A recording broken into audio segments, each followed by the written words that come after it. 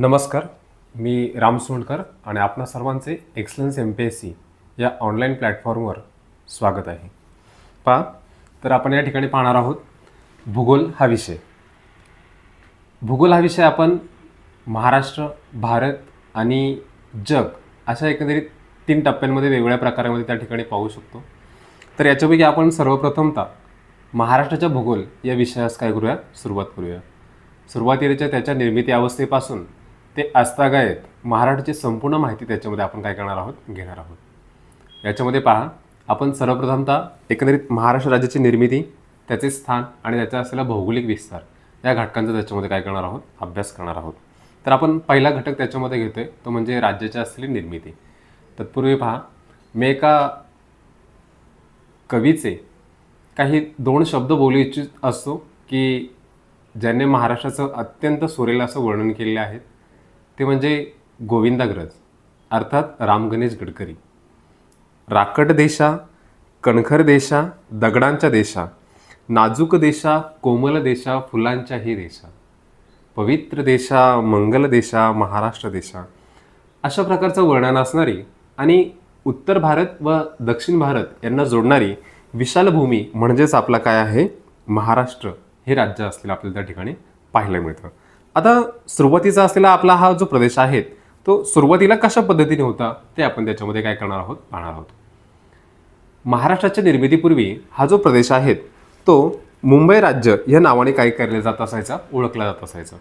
याच्यामध्ये पहा, 1956 पर्यंत म्हणजे देशात भाषिकवार प्रांतरचना होईपर्यंत पश्चिम महाराष्ट्र, गुजरात आणि उत्तर कर्नाटकचा समावेश असलेले एक मुंबई राज्य म्हणून अस्तित्वात होते. कळते. यावेळी जो मराठी भाषिक प्रदेश आहे ज्याच्यामध्ये विदर्भ हा मध्य प्रांतात तर मराठवाडा हा हैदराबाद संस्थानास जोडलेले असलेले आपल्याला दिसून येतात. सोबतच 1950 नंतर मात्र देशामध्ये सर्वकडे किंवा सर्व भागांमध्ये त्या ठिकाणी भाषेवार प्रांतरचनेची त्या ठिकाणी मागणीला त्या ठिकाणी काय झाली होती, सुरुवात झाली होती. आणि मग अशाच पद्धतीने जर आपण देशाचा जर विचार केला गेला तर पहा, 1947ला आपला भारत देश स्वतंत्र झाला. त्यावेळेस भारतामध्ये जे राज्यांची जी रचना होती ती अत्यंत वेगवेगळ्या स्वरूपामध्ये असलेला आपल्याला पाहायला मिळते, ज्याच्यामध्ये वेगवेगळे असलेले ब्रिटिश प्रांत तसेच काही संस्थानिकांचे राज्य असताना त्या ठिकाणी आपल्याला दिसून येते. आता स्वातंत्र्यानंतरनं ज्यावेळेस सर्वप्रथमतः घटनेची अंमलबजावणी करण्यात आली ती म्हणजे 26 नोव्हेंबर 1950. या दिवशी पहा, घटनेचा विचार केला असता घटनेमध्ये 29 राज्यांचा समावेश असलेला त्या ठिकाणी आपल्याला दिसून येतो. सुरुवातीला 1950च्या घटनेमध्ये भारतामध्ये एकंदरीत 29 राज्यांचं असलेलं त्या ठिकाणी वर्गीकरण आपणास दिसून येतं. पहा, यामध्ये एकंदरीत 4 श्रेणींमध्ये हे गट केलेले आपल्याला त्या ठिकाणी पाहण्यास मिळतात. त्याच्यामध्ये पहा, अ गट, त्याच्यानंतर ब गट, पुढे क व ड गट असे हे 4 भागांमध्ये वर्गीकरण केलेलं असं आपल्याला दिसून येते. अ गटामध्ये पहा, त्या ठिकाणी ब्रिटिश प्रांत होते ज्यांना गव्हर्नर्सची राज्य असं म्हटलं गेलेलं आहे. कळते. ब गटामध्ये एकंदरीत भारतीय संस्थानिकांची राज्य होती ज्यांना राजप्रमुखांची राज्य असं म्हटलं गेल्याचं समजतं. क गटामध्ये केंद्रशासित प्रदेश होते त्यांना कमिशनर्सचे प्रांत असं म्हणतात. आणि शेवटी जो ड गट आहे त्याच्यामध्ये केवळ अंदमान आणि निकोबार या एकमेव प्रदेशाचा समावेश असलेला त्या ठिकाणी आपणास दिसून येतो.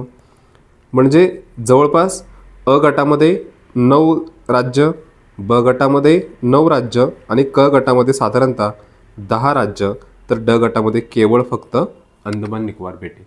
अशा पद्धतीने देशामध्ये सुरुवातीला 29 राज्य असल्याचं त्या ठिकाणी आपणास दिसून येतं.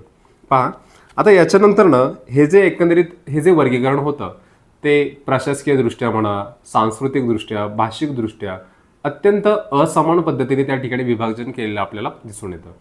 आता यांचं विभाजन योग्य रीतीने करण्यासाठी भारत सरकारने वारंवार किंवा वेळोवेळी विविध आयोग त्या ठिकाणी स्थापन केलेले आपणास दिसून येतात. ज्यामध्ये पहा, भारत सरकारने स्थापन केलेला सर्वप्रथमतः आयोग तो म्हणजे आहे SK दार कमिशन. 17 जून 1948 या दिवशी या आयोग त्या ठिकाणी काय करण्यात आला, गठीत करण्यात आला. SK धर हे अलाहाबाद उच्च न्यायालयाचे माजी मुख्य न्यायाधीश असलेले असतात. पुढे JVP समिती, याच्यामध्ये ही काँग्रेसने गठीत केलेली असलेली एक महत्त्वपूर्ण असलेला समिती असते, त्या ठिकाणी आपणास दिसून येते. 29 डिसेंबर 1948 रोजी काँग्रेसचे जयपूर अधिवेशन त्या ठिकाणी असताना आपल्याला पाहायला मिळतं. याच्यामध्ये पहा, J for Jawaharlal Nehru, V Vallabhbhai Patel आणि P फॉर पट्टाभी सीतारामय्या या 3 व्यक्तींच्या अध्यक्षावरनं या समितीस JVP समिती या नावाने काय केलं जातं, ओळखण्यात येतं. पुढे या दोन्ही आयोगांनी काय करण्यात आलं की देशामध्ये एक राज्य एक भाषा हे जे तत्व आहे, त्यांनी ते तत्व त्या ठिकाणी पूर्णतः काय केलं होतं, नाकारलं होतं. साहजिकच या दोन्ही आयोगांच्या शिफारशीनुसार देशामध्ये एकंदरीत वेगळ्या स्वरूपाचं वातावरण त्या ठिकाणी निर्माण झालेलं आपल्याला दिसून येतं. आता याच्यानंतरच महाराष्ट्रामध्ये किंवा भारतामधील जर आपण परिस्थितीचा जर आढावा घेतला तर त्याच्यामध्ये आपल्याला असं दिसून येतं की सर्वप्रथमतः मद्रास प्रांतामधून स्वतंत्र आंध्र राज्य निर्माण करावं हे जी मागणी आहे ती सुरुवातीपासून चालू असताना त्या ठिकाणी आपल्याला पाहायला मिळते. त्यावेळेसचे आंध्र प्रदेशचे असलेले एकंदरीत तत्कालीन महत्त्वपूर्ण असे त्या ठिकाणचे असलेले व्यक्ती ते म्हणजे पोट्टी श्रीरामलू यांनी खूप मोठं त्या ठिकाणी जन चळवळ उभारलेली आपणास पाहायला मिळतं आणि जवळपास तब्बल 52 दिवसांच्या उपोषणानंतर त्यांचा त्या ठिकाणी दुर्दैवी अंत झालेला दिसून येतो. या घटनेनंतर केंद्रीय नेतृत्वाने त्या ठिकाणी काय करण्यात आलं की आपल्या देशातलं भाषिक आधारावर देशातलं पहिलं असलेलं राज्य ते म्हणजे आंध्र राज्य याची त्या ठिकाणी काय करण्यात आली, घोषणा करण्यात आली. 1 ऑक्टोबर 1953 रोजी भाषावर प्रांतरचनेनुसार भारतात अस्तित्वात येणारं प्रथम क्रमांकाचं राज्य म्हणजे कोणतं आहे, आंध्र राज्य. या आंध्र राज्याची तत्कालीन राजधानी हे कर्नूल नावाचं शहर असलेलं त्या ठिकाणी आपणास दिसून येतं. कळतंय.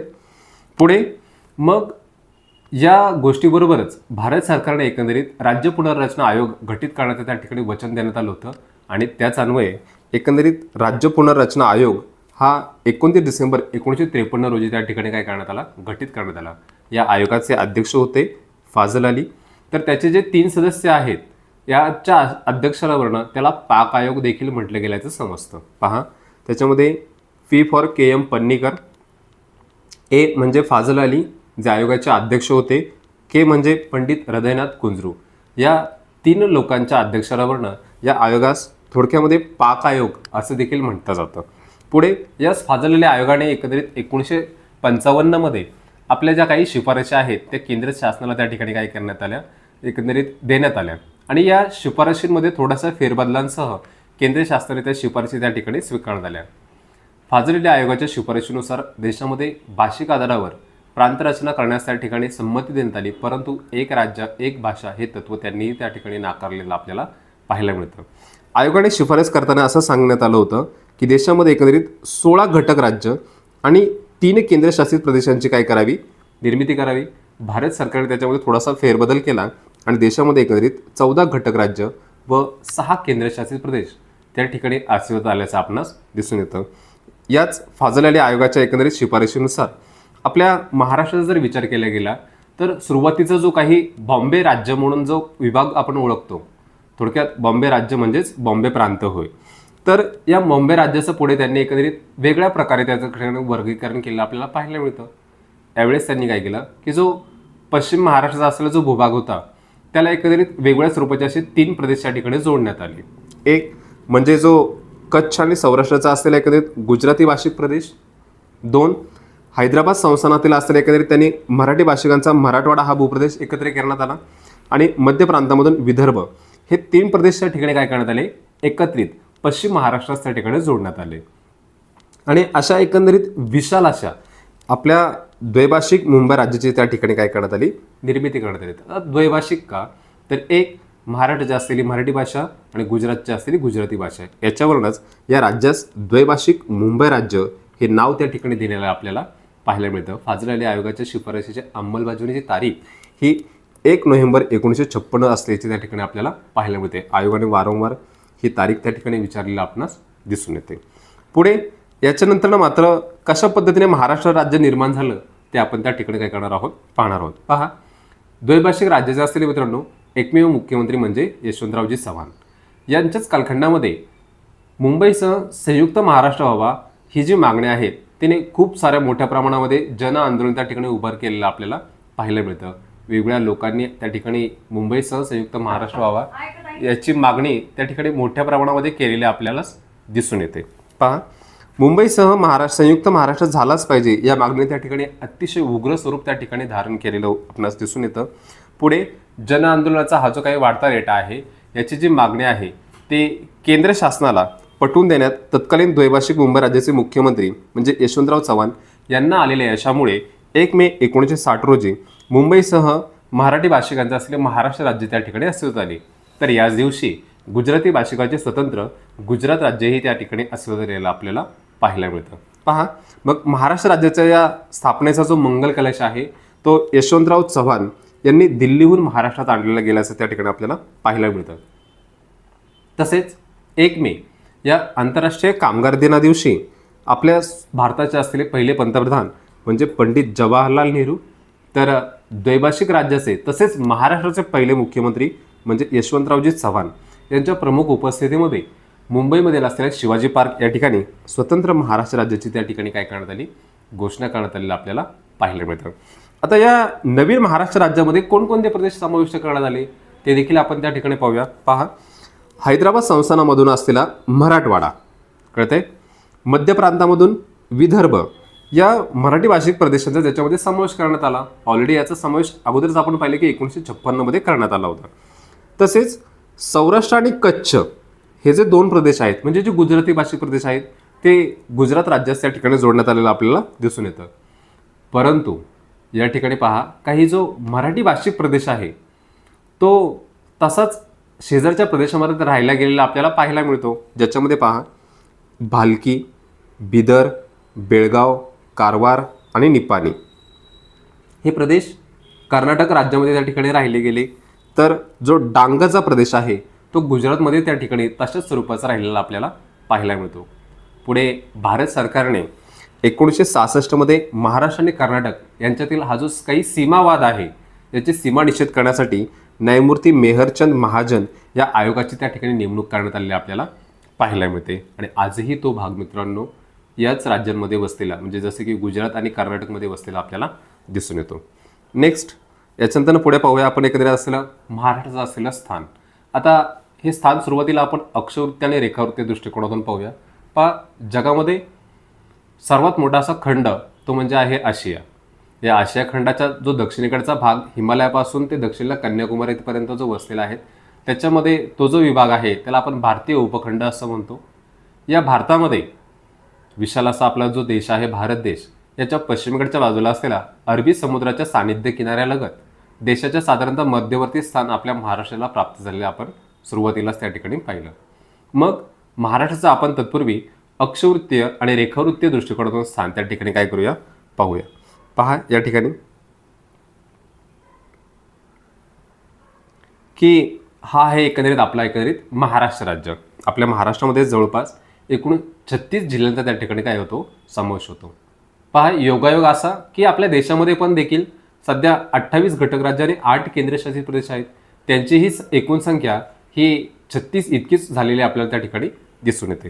पहा, महाराष्ट्रामध्ये राज्यातील सर्वाधिक पूर्वेकडचा जो जिल्हा आहे तो म्हणजे गडचिरोली.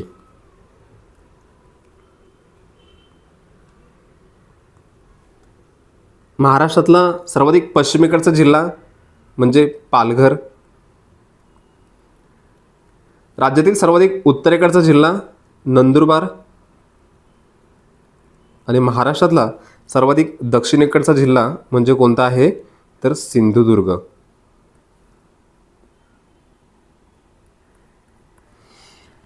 हे झाले राज्यातील पूर्व पश्चिम आणि उत्तर दक्षिण असलेले महत्त्वपूर्ण असलेले जिल्हे जे शेवटचे टोकाचे जिल्हे आपण त्यांना त्या ठिकाणी म्हणू शकतो.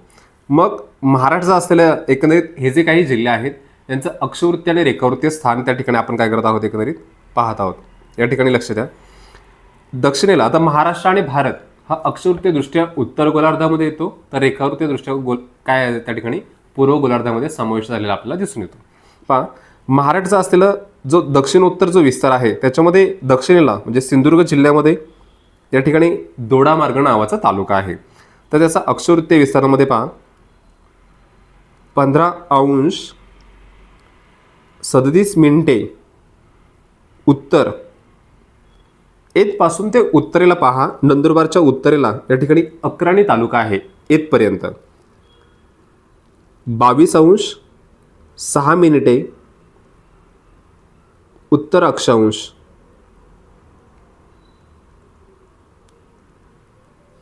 यांच्या दरम्यान महाराष्ट्राचा अक्षवृत्तीय विस्तार झालेला आहे. पुढे जो रेखावृत्तीय विस्तार आहे तो देखील पाहूया. पालघर जिल्ह्यामध्ये राज्यातला सर्वाधिक पश्चिमेकडचा तालुका तो म्हणजे डहाणू. या ठिकाणी पहा 72°36' पूर्व रेखांश ते अतिपूर्वेला पहा. गडचिरोली जिल्ह्यामध्ये या ठिकाणी पूर्वेकडचा तालुका तो म्हणजे भामरागड. या ठिकाणी 80°54' पूर्व रेखांश. यांच्या दरम्यान एकंदरीत हे महाराष्ट्राचं स्थान त्या ठिकाणी वसलेलं आपणास काय करण्यात येतं, पाहायला मिळतं. पुन्हा एकदा सांगतो पहा. महाराष्ट्राचा अक्षवृत्तीय विस्तार 15°37' उत्तर ते उत्तरेला 22°6' उत्तर अक्षांश. म्हणजे साधारणतः अक्षवृत्तीय विस्तारानुसार 7 अक्षवृत्तांचा त्याच्यामध्ये फरक आहे. रेखावृत्तीय विस्ताराचा विचार केला असता पश्चिमेस पालघरला 72°36' पूर्व ते पूर्वेस गडचिरोलीमध्ये 80°54' पूर्व रेखांश. याच्या दरम्यान साधारणतः 8 रेखांशांचा त्याच्यामध्ये काय आहे फरक असलेला त्या ठिकाणी आपणास जाणवतो. यानंतर आपण पाहणार आहोत एकंदरीत महाराष्ट्राचा असलेला भौगोलिक विस्तार.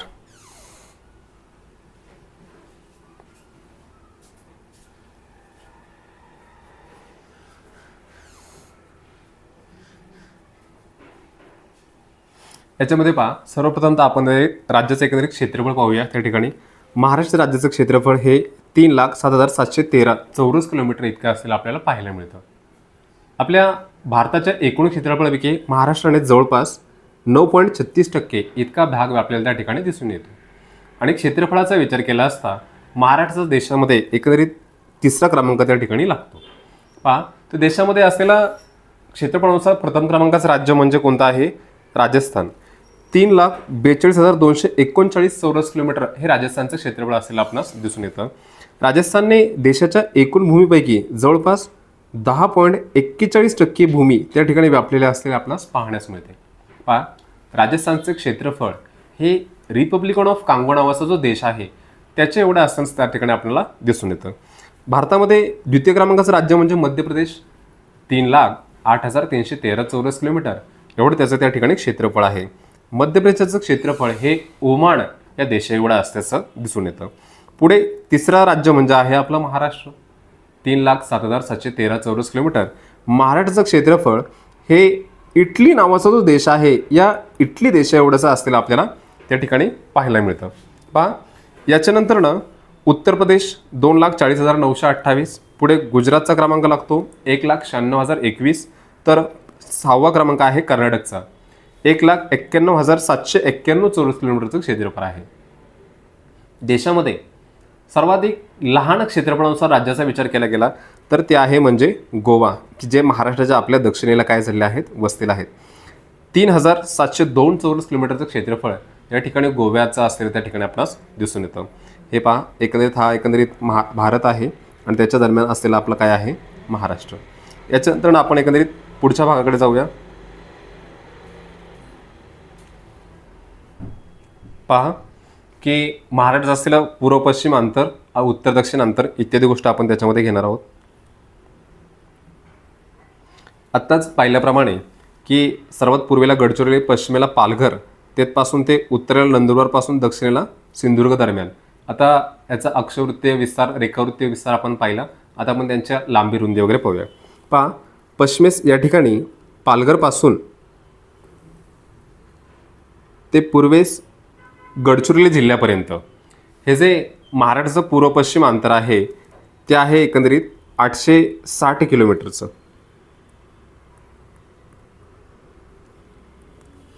महाराष्ट्राचं पुढे जे उत्तर दक्षिण अंतर आहे ते उत्तरेला नंदुरबारपासून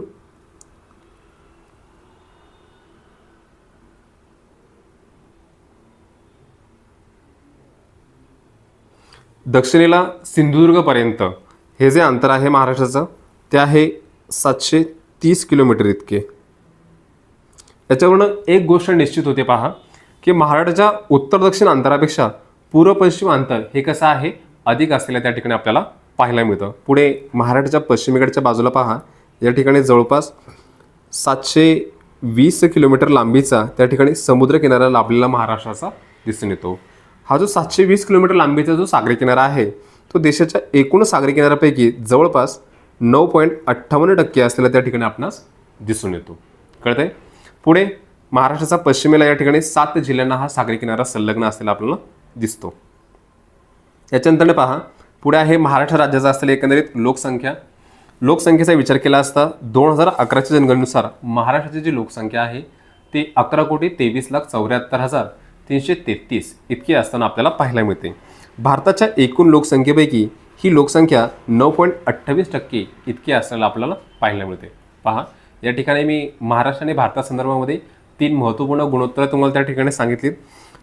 क्षेत्रफळाचा विचार केला असता 9.36%, समुद्र किनारपट्टीचा विचार केला असता 9.58% आणि लोकसंख्येचा विचार केला असता 9.28%.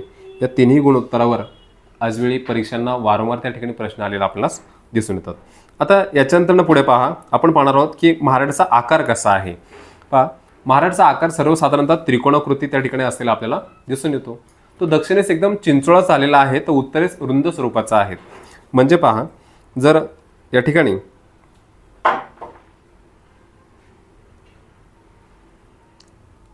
इथे पाहूया आपण की महाराष्ट्राचा आकार, हा जो आकार आहे हा त्याचा समजा की पाया असलेला त्या ठिकाणी पाहण्यास मिळतो.